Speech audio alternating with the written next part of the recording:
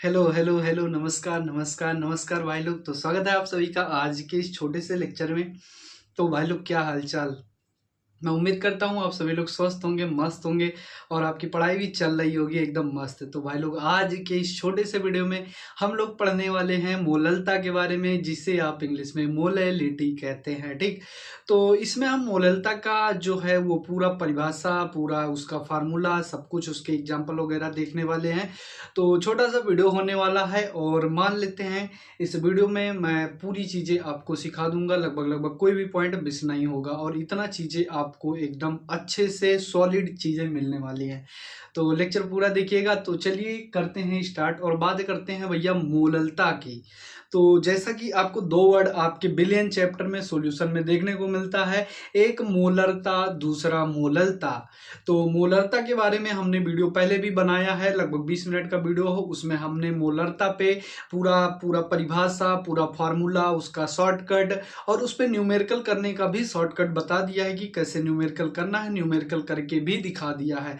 तो इस वीडियो में भी हम लोग मोललता के बारे में सीखने वाले हैं। तो अगर मोलरता आपने नहीं देखा है तो उसको जाके देख लीजिएगा, तभी ये समझ में आएगा। ठीक, तो चलिए देखते हैं कि मोललता क्या होती है। तो भैया जो मोललता होता है, तो उसको मान लीजिए कोई आपका ये बर्तन है और इस बर्तन में मान लीजिए क्या भरा है, इसमें मान लीजिए विलायक भरा। अब ये विलायक 1 लीटर नहीं है भैया। आप क्या करते थे, आप जो है मोलरता में इस विलायक को मान लीजिए लेते थे लीटर में, लेकिन यहाँ विलायक को किस में लेना है, केजी में। अब मान लीजिए कोई 1 केजी विलायक है, उसमें मिला रहे हैं हम विलय, मान लीजिए हम उसमें विलय मिला रहे हैं। तो वो विलय का मोल मतलब जो विलय है वो उस 1 केजी विलायक में हम कितना विलय मिला रहे हैं, उसी को हम मोललता कहेंगे। परिभाषा हमारा क्या कहता है भैया कि किसी विलायक के प्रति किलोग्राम या 1000 ग्राम, 1 किलोग्राम को हम 1000 ग्राम भी कहते हैं। तो हमारा परिभाषा कहता है कि किसी विलायक के प्रति किलोग्राम या 1000 ग्राम में उपस्थित विलय के मोलों की संख्या को मोललता कहते हैं भैया। तो वही हमने बताया कि मान लीजिए कोई आपका जो है वो विलायक है, वो विलायक में हमने उस विलयन में क्या है, मान लीजिए कोई विलायक है, उसमें हमने विलय मिलाया, उससे एक विलयन बना। तो उस विलायक के अंदर जो विलयन बना है जिससे मिलकर, तो उस विलायक के अंदर मतलब कितना मोल विलय का घुला हुआ है, इसी को हम क्या कहते हैं भैया, इसी को हम इसी को हम मोललता कहते हैं। ठीक, तो ये हमारा मोललता का परिभाषा हो जाता है। मोललता के बारे में एक इंपॉर्टेंट बात याद रखेंगे कि इसे स्मॉल यम से दर्शाया जाता है। मोलरता को हम लोग क्या करते थे, मोलरता को हम कैपिटल यम से दर्शाते थे, बड़े वाले यम से दर्शाते थे, और मोललता को हम स्मॉल यम से दर्शाते हैं। ठीक, उसके बाद इसके बाद एक इंपॉर्टेंट पॉइंट की और बात करते हैं इसके बारे में कि यह तापमान पर निर्भर नहीं करता है भैया। यह तापमान पर निर्भर क्यों नहीं करता है, क्योंकि इसमें कहीं भी वॉल्यूम की बात नहीं की गई है, कहीं भी आयतन की बात नहीं की गई है। वही चीज टेम्परेचर पे डिपेंड करती है जो वॉल्यूम होती है, जिसमें मतलब वॉल्यूम होता है, जिसमें आयतन होता है, जो कि मोलरता में आपको देखने को मिल रहा था। वहां पे मोलरता में बिलियन का आयतन लिया गया था और यहाँ पे विलायक का भार लिया गया है। ये चीज इसमें डिफरेंस है, इसलिए यह तापमान पर निर्भर नहीं करता है। अब इसका जो मात्रक होता है भैया, वहां पे मोल पर लीटर होता था, क्योंकि वहां पे हमने क्या लिया था, वहां पे हमने आयतन लिया था, वॉल्यूम लिया था, और यहाँ पे हम क्या ले रहे हैं, विलायक का भार ले रहे हैं, इसलिए यहाँ पर मोल पर केजी इसका हो जाता है। क्या, मोल पर केजी इसका हो जाता है भैया, इसका मात्रक हो जाता है। अब मोललता के हम परिभाषा के बारे में बात कर लिए, मात्रक देख लिए, इसका एक इंपॉर्टेंट पॉइंट देख लिए। अब हम बात कर लेते हैं कि मोललता का फार्मूला क्या होता है भैया। तो जो परिभाषा है वही फार्मूला है, जो फार्मूला है वही परिभाषा है। वही कहानी है कि गंगाधर ही शक्तिमान है, शक्तिमान ही गंगाधर है। ऐसे टाइप का कुछ कहानी एक चलती है ना, लोग बुझौलिया बुझाते हैं पता नहीं क्या।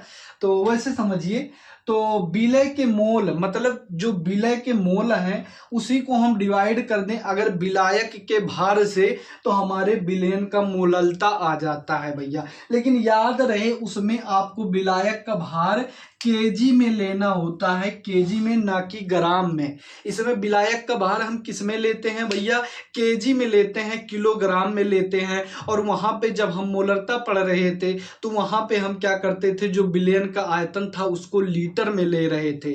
तो ये डिफरेंस आप याद रखेंगे कि यहाँ पे इसको क्या करना है, जो विलायक का भार है वो किग्रा में केजी में लेना है, किलोग्राम में लेना है।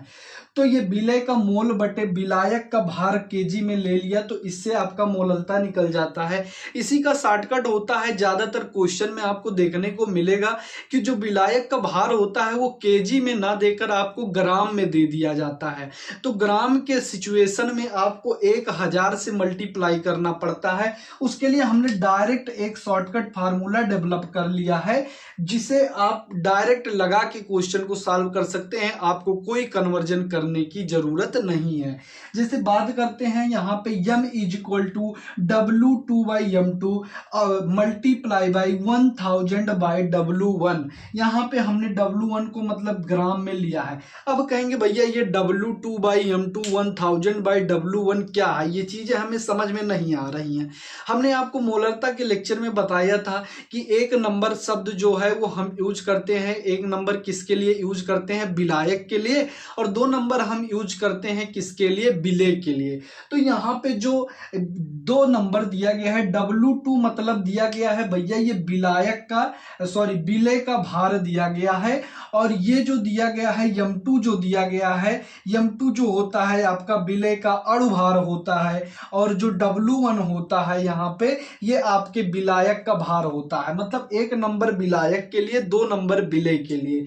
तो ये विलायक का भार हो गया, ये विलय का भार हो गया, और ये आपका विलय का अणुभार हो जाता है। और इसी को जब ऐसे कर देते हैं तो ना आपको इसमें मोल निकालने की जरूरत है और ना ही आपको कन्वर्जन करने की जरूरत है, दोनों चीजें आपका एक फार्मूले में हो जाता है। लेकिन अगर आप ये फार्मूला लगाकर निकालेंगे तो इसके लिए आपको विलय के मोल निकालने पड़ेंगे, और विलय का मोल निकालने का फार्मूला हमने फिर भी तब भी बताया था आपसे कि मोल बराबर भार बटे अणुभार होता है। मोल बराबर क्या होता है भैया, भार बटे अणुभार होता है। जो भार आपको क्वेश्चन में दिया जाता है उसी के अणुभार से, तो उसी का हम जो अणुभार है उससे जब डिवाइड कर देते हैं, उसके मोलर वेट से, मोलर मास से डिवाइड करते हैं, तो हमारा मोल्स निकल जाता है, नंबर ऑफ मोल्स निकल जाते हैं, मोलों की संख्या निकल जाती है।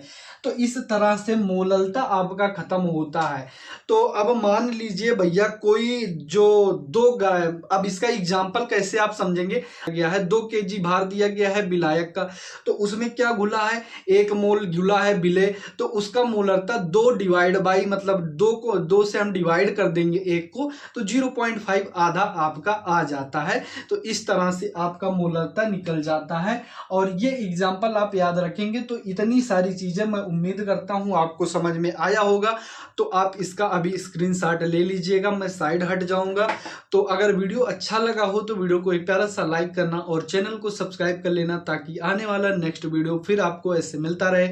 तो वीडियो कैसा लगा आप कमेंट बॉक्स में अपना रिव्यू जरूर दीजिएगा। कोई दिक्कत होती है, कोई डाउट आता है तो आप हमें कमेंट बॉक्स में पूछ भी सकते हैं।